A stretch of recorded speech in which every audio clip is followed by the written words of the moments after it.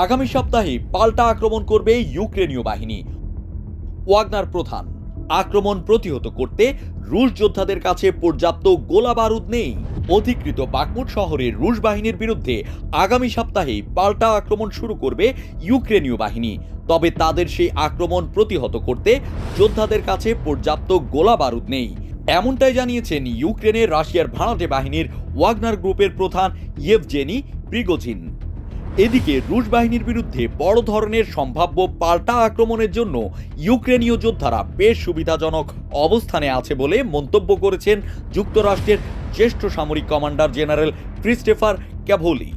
তিনি বলেন, আমরা খুব সতর্কতার সঙ্গে দেখেছি পাল্টা আক্রমণে ইউক্রেনীয়রা ভালো অবস্থানে রয়েছে, সম্ভাব্য আক্রমণ নিয়ে কাজ করছেন বলেও জানান তিনি।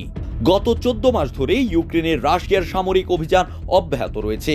এই অভিযানে ইউক্রেনের পূর্বাঞ্চলের দোনেৎস্ক ও লুহানস্ক সহ বেশ কয়েকটা অঞ্চল দখল করে নিয়েছে রুশ বাহিনী। এই মুহূর্তে দেশটির পূর্বাঞ্চলের আরেক গুরুত্বপূর্ণ শহর বাকমুতে ব্যাপক লড়াই চলছে।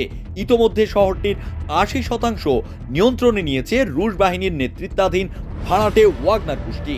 তবে শহরটির নিয়ন্ত্রণ ধরে রাখতে এখনও লড়াই চালিয়ে যাচ্ছে কোণঠাসা ইউক্রেনীয় বাহিনী। শহরটির পশ্চিমাঞ্চলের কয়েকটি জেলায় মাটির নিচে বাংকারে ও আবাসিক এলাকার বেসমেন্টে ঘাঁটি গেড়ে আশ্রয় নিয়েছে। সেখান থেকে যুদ্ধ চালিয়ে যাচ্ছে।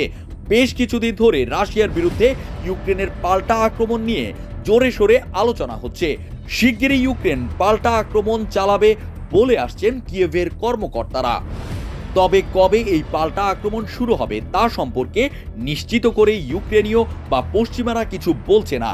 ধারণা করা হচ্ছে এমন সামরিক পদক্ষেপের জন্য ইউক্রেনীয় সেনাবাহিনী প্রয়োজনীয় অস্ত্র ও সামরিক সরঞ্জাম এখনো পায়নি। গত বুধবার ওয়াগনার প্রধান ইয়েভজেনি প্রিগোজিন এক ভিডিও বার্তায় বলেন, ইউক্রেনীয় বাহিনীর পাল্টা আক্রমণ অনিবার্য। অধিকৃত বাকমুত শহরে সুপ্রশিক্ষিত সেনা ইউনিট পাঠাচ্ছে কিয়েভ। আগামী মে মাসের শুরুর দিকেই হামলা চালানো হতে পারে জানিয়ে ওয়াগনার প্রধান আরও বলেন, আমরা যে কোনো মূল্যে এগিয়ে যাব।